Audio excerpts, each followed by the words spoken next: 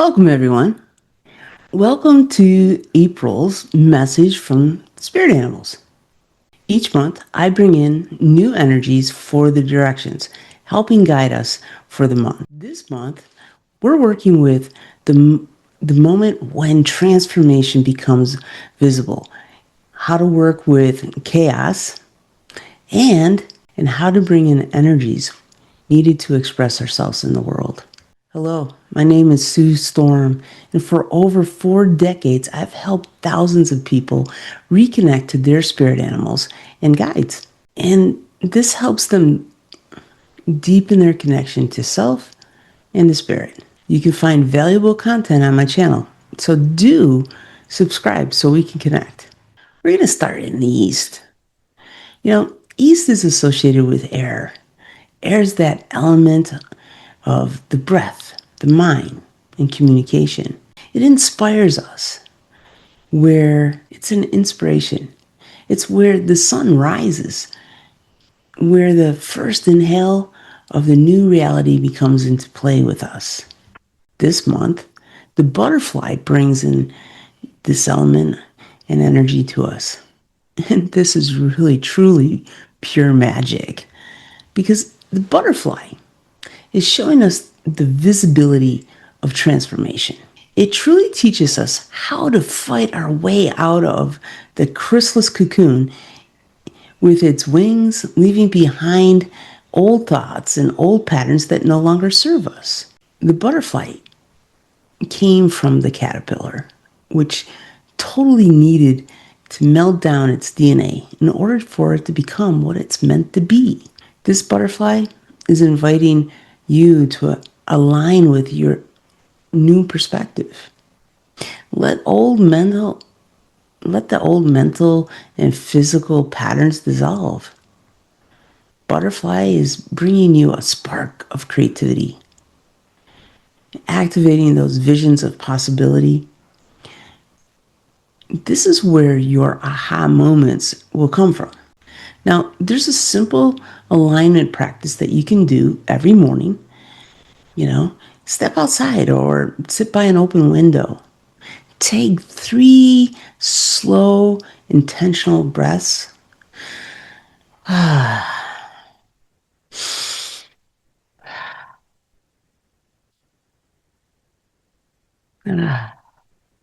Letting each inhale expand your chest, while the exhale softens your body. Then you're going to gently ask, what wants to move through me today? Pause, take a pause, listen.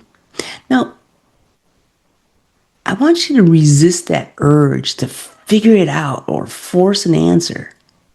But whatever rises, come up lightly. Like that whisper of the wind, the butterfly floating so easily. This is going to align you with the energy of the air and allow guidance and inspiration of the air and the butterfly to come to you with ease. It might be a little difficult the first few times, but allow yourself to practice this and get into the moment of it. When I started this in the East for myself this month, the inspiration of wanting to start my mornings this spring is with my partner, riding bikes on these amazing trails here that are near us. Yet riding bikes in the mountains is not easy unless you have an e-bike, However, that's the first inhale to bring in a new reality for me. Next, we're going to move into the south. This is the direction of fire, the spark that brings life into motion. Fire takes that vision that was born in the East and asks us to act on it, to make it move, to embody it. This is the place of full expression, passion, a lived experience. where your ideas are no longer just that are flat or imagined. And who brings this energy in for us? The coyote. Now, the coyote is really, really fun because, his medicine is very clear. Don't just feel it, live it. Oh my goodness. Coyote arrives with as a trickster. It's very clever and harmonious, and it's a little mischief.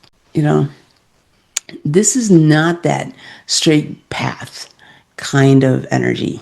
It's unexpected sometimes. It Coyote can create chaos and often teaches us through that experience rather than straight instruction, where you are given the instruction of 2 plus 2 equals 4. Oh, no, no, no, no. The coyote is going to go out there and get you 2 apples, and then he's probably going to throw at you another orange and then maybe a banana and say, hey, what does this add up to? All right. It's never straightforward with the coyote. Never. And when you put it with fire, it arrives to you to say yes before you feel like you're fully ready to leap, to go for it, even if the outcome isn't clear.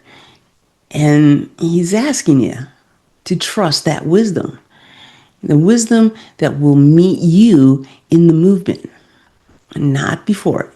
So I told you, in the East, I wanted to go bike riding. Yeah, I wanted to go bike riding in the morning.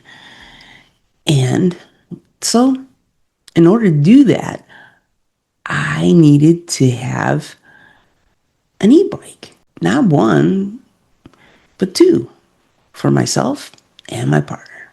Well, e-bikes are really expensive when I started looking at them. So I got on Facebook Marketplace. Oh, yes. What a wonderful place to go, Facebook Marketplace. Because when I got there, I saw someone advertising two e-bikes. And they kind of looked new. He was asking for $1,000. But I really didn't feel I had that much to spend on e-bikes. So I took a deep breath and I embraced this coyote energy with the fire. I took a leap. I took action. I offered a crazy, crazy low, ridiculously low price for the 2 bikes, the rack, and a cover that came with it. I also told them I had no way of going and picking them up, in the moment. But I'd look for it. I'd look for a place. Well, it was interesting. Not only did he accept my crazy low offer, but he also offered to bring the bikes to me. This is chaos. This is coyote. This is what coyote teaches us, to trust our instincts. The instinct was to get on Facebook Marketplace, find 2 e-bikes, and then go ahead and make an offer. Just, if this feels right, just make an offer. See what happens. Our senses and the deeper inner knowing that doesn't always make sense. It didn't make any logical sense that this man would accept my offer, but he did. There is a playful confidence here with Coyote. It's remembering that growth doesn't have to be so serious. That's one of the things that happens so many times in this world. We want to grow, we want to change, and then we get so serious. Through its energy, we receive gifts of vitality and resilience and maturity, believe it or not, through that coyote, and a self-acceptance. But the biggest thing that Coyote really teaches us is to be able to laugh at ourselves and find the most profound lessons that come.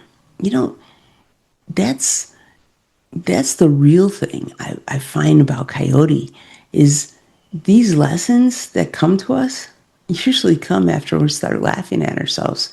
You know, I want to let me take a moment and share a story with you about Coyote. I love this story because it really truly teaches us how we can manifest and we can change things. We can create things from our mistakes and from being able to laugh at ourselves. So the story goes like this. The coyote is at the fire with all the other animals. You know, they have a fire every night and they love telling what they did for the day. Now, the coyote loves to talk about he and his tail did this and he and his tail did that. And he'd walk around the fire telling everybody what he and his tail did for the day. Oh my goodness. Well, one time, as he was going around the fire, all right, he started smelling something.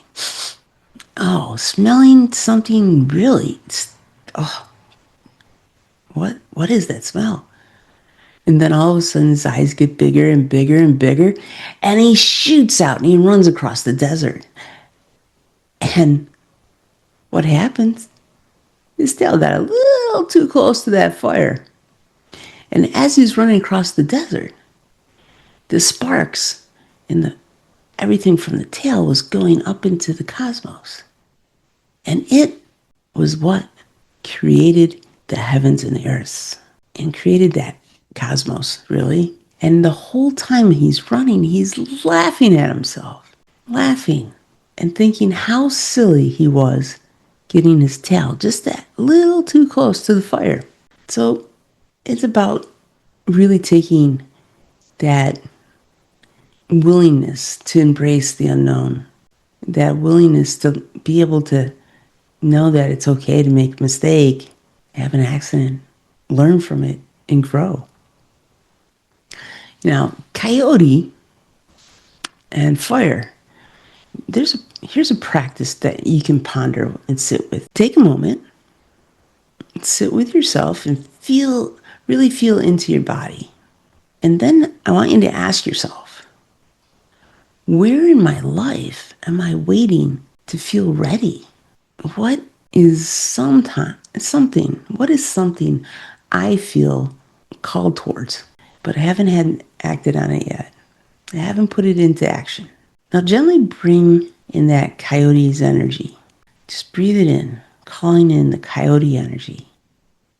And now, what would it look like to approach this with playfulness instead of pressure? And what if you didn't need a perfect plan? Just a willingness to step. Then choose one small, slightly bold action you can take today. Something that feels a little edgy, a little alive, like jumping on the bike and going for it. And as you move, hold this intention. I allow myself to learn through living. I trust the fire and the coyote within me to guide my way. And notice what shifts when you stop waiting and start playing with that flame and that trickster of coyote. Now, we're going to turn to the west.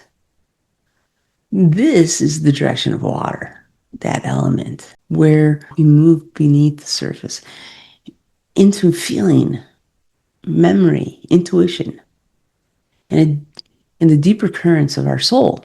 The south, if the south was fire, and we're embracing that action, the west is asking us to feel the process and to integrate it. It's a place of emotions ending and healing and quite and the quiet wisdom that comes. When we allow ourselves to fully be with what is truly inside us, it's amazing what's going to happen. This month it's the dolphin that's bringing that element to us in the West. Dolphin carries a very different kind of medicine than the intensity that we might expect in the West.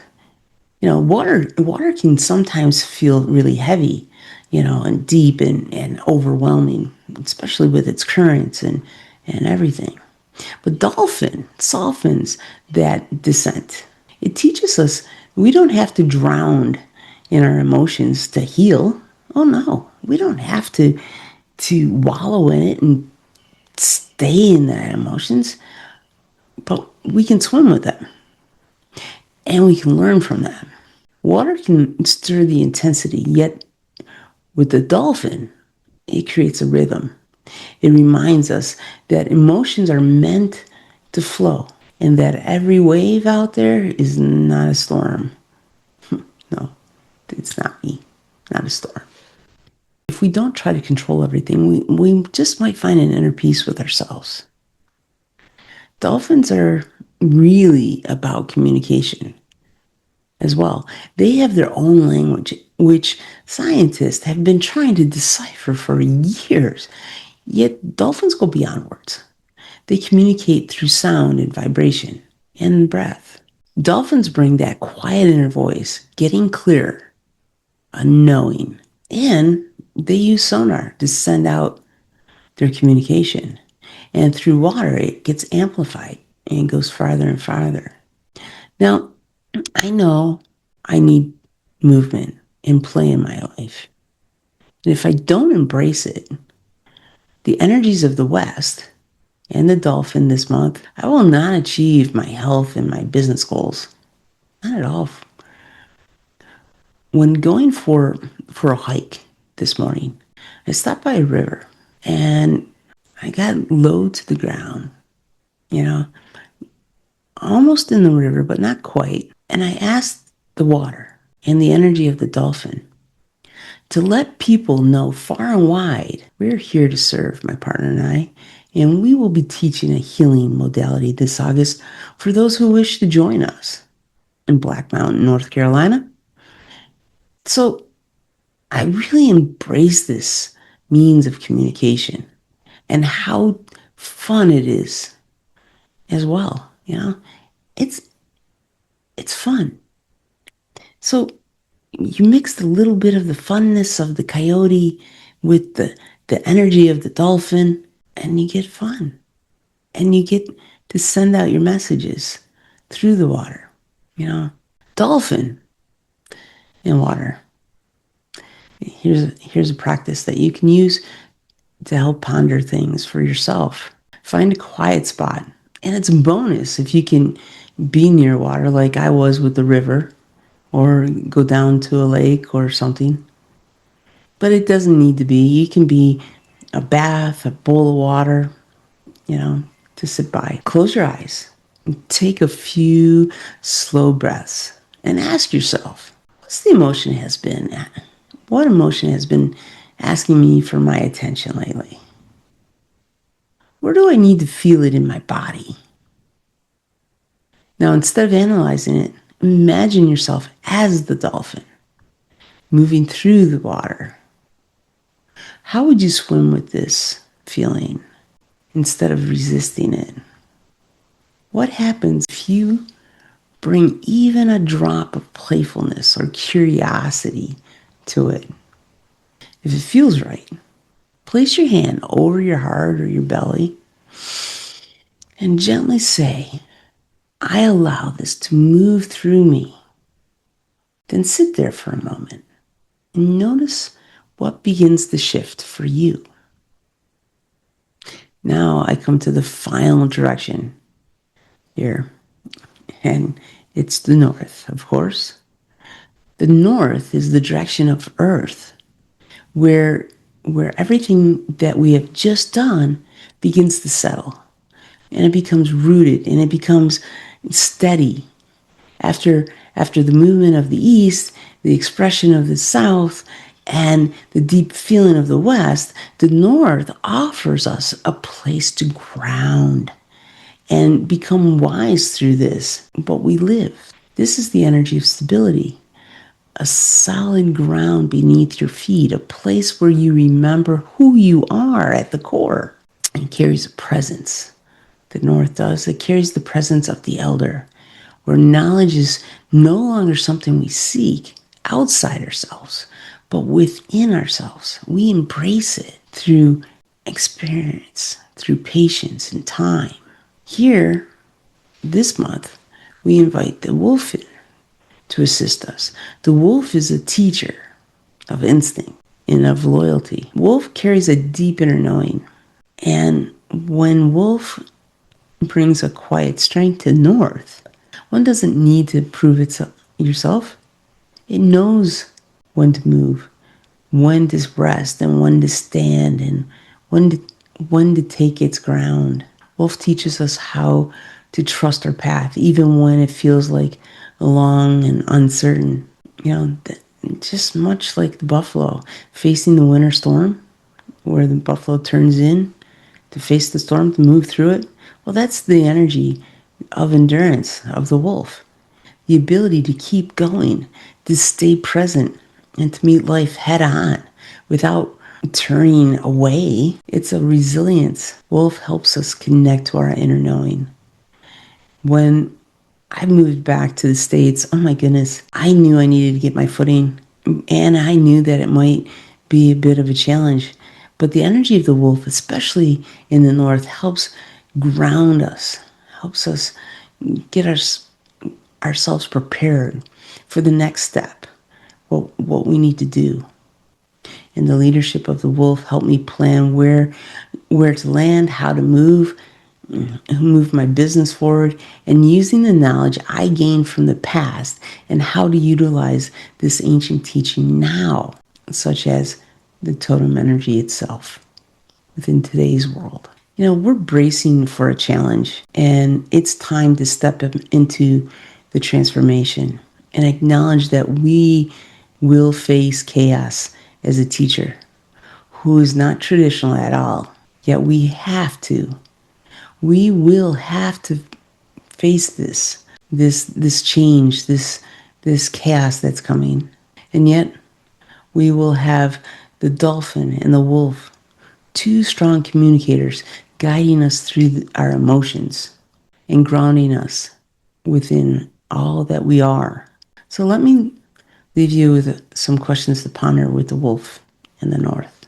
Where in my life am I being asked to stand my ground and trust myself more deeply? What have I already lived through that has given me the wisdom I am not fully claiming? Where am I pushing when I'm actually being invited to pause, to rest, or root a little bit deeper? So this is April's energies, and I hope you enjoyed them as much as I did. And please subscribe and check out the links in the bio below.